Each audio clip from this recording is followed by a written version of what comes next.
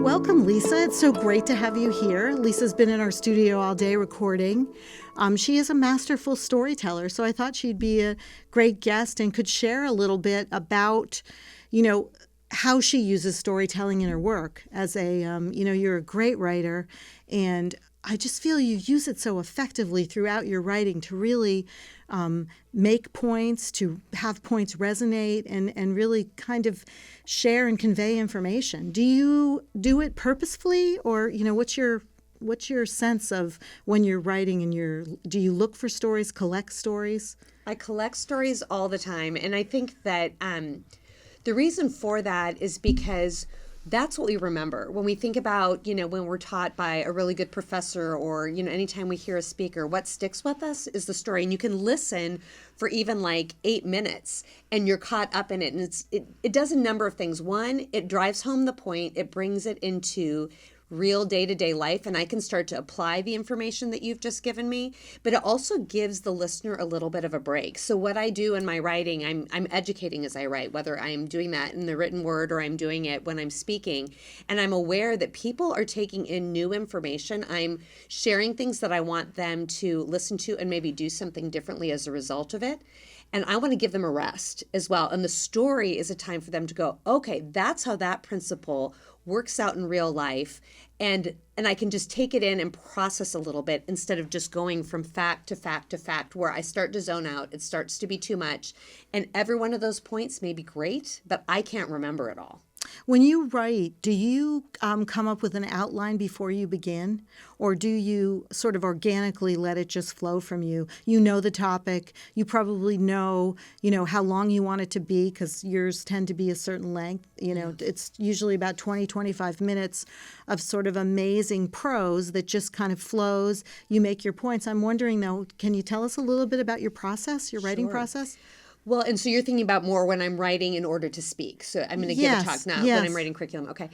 So I always know that there's got to be a story at the beginning that draws me in, and especially if I'm talking to a new audience. So there's a lot of the time I'm speaking to people who already know me, there's already buy-in. But when I travel and speak and I'm coming into a fresh audience, I know the first thing I've got to establish is that it's worth listening to me. And so I've got to build credibility with them, that there's a reason why they should trust what I'm saying and listen. They're sharing with me their time, which is one of their most precious commodities. I also know that if I can get them to laugh, I've got them. Like, that is a huge thing for just letting down our guard and leaning in. But my goal, it is hard to do. I mean, you set yourself up there because it's not only to share a story, but then you want humor and you want a genuine laugh. That's a hard thing. That's a hard thing. But if I can get that, I know that that's a win. So I'm collecting stories all the time. So when stupid stuff happens to me, where I'll just be like, this is so weird, or this is so bizarre, or this is funny to me, I write it down, because if it's funny to me, it might be funny to someone else. And then I'll just wait for a lesson to come, and I'll be like, well, that kind of reminds me of that thing that happened. I mine a lot from the past. And so I've journaled kind of my whole life. So I can pull on stuff from that. Yes. That's a help.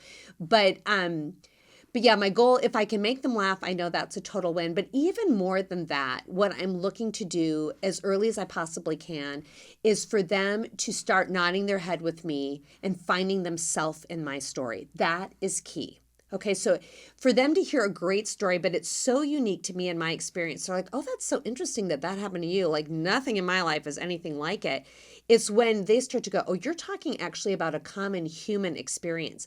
I'm nodding my head, and I'm getting to this point where I'm like, oh yeah, me too. And what starts to happen when they can find yourself in your story, and the skill of telling the story that way, is don't bring in so many personal details that they're going, oh, well, that bit isn't true of me. That bit isn't true of me. Keep it as general as you can, and focus in on the emotion. What were you feeling in that moment? Were you feeling you didn't belong? Were you feeling like an idiot? Were you feeling like you had just been found out? Were you feeling, what was it? Were you feeling a longing?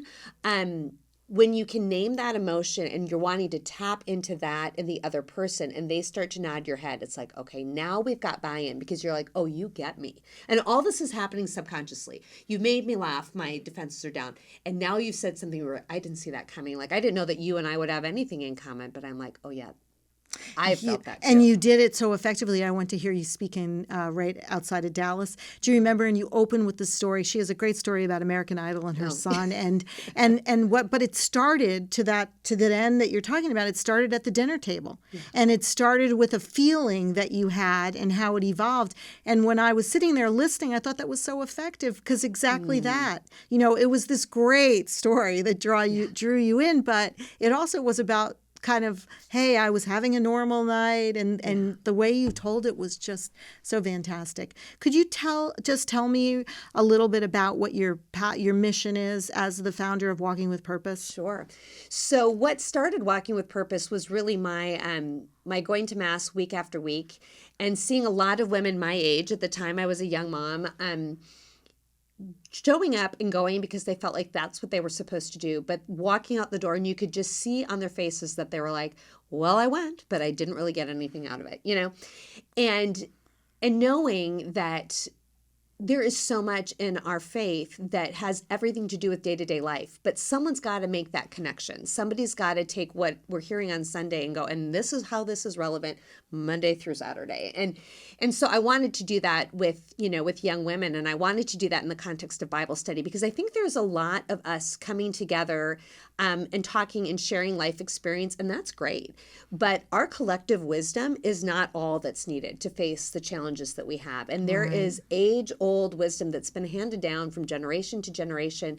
And if we don't tap into that, we're operating with less than a full deck in terms of what we need. And so I wanted to take what has been tried and true truth, wisdom, which has a ton of personal application, but make it really relevant today to today's woman. So I created it. I created the curriculum and the experience for those very women who are walking out going, I'm really not getting anything out of this. Yeah, and the thing that was amazing to me about it was that typically in the Catholic faith, this didn't exist. Yeah. It existed in other faiths, but it didn't exist in Catholicism, and it certainly didn't exist for women, focused on women. So it was, I was amazed when I first heard about seeing the need and how you responded.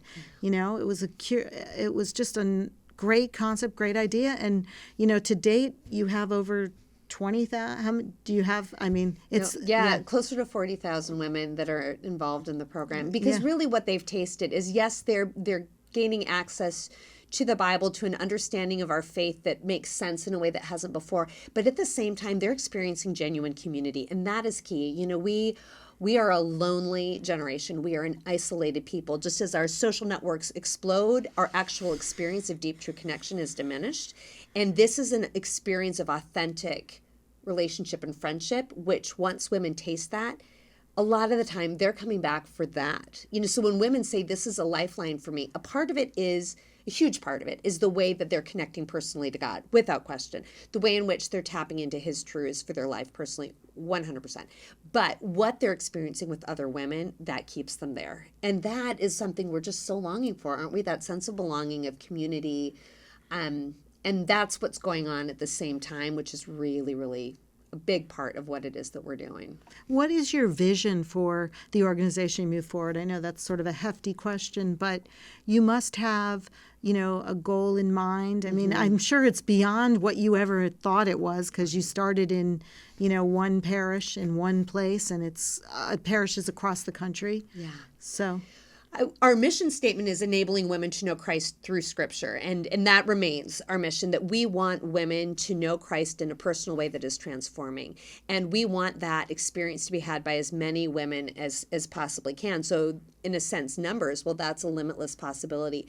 But what we really want to be doing is growing and reaching out at a speed and at a pace that allows women to do this in authentic relationships. So what we're wanting is to raise up leaders, and to give women a place within the church where they can really exercise their leadership gifts and reach into their own communities. And so we would love to see Walking with Purpose in every parish, certainly in every Catholic school.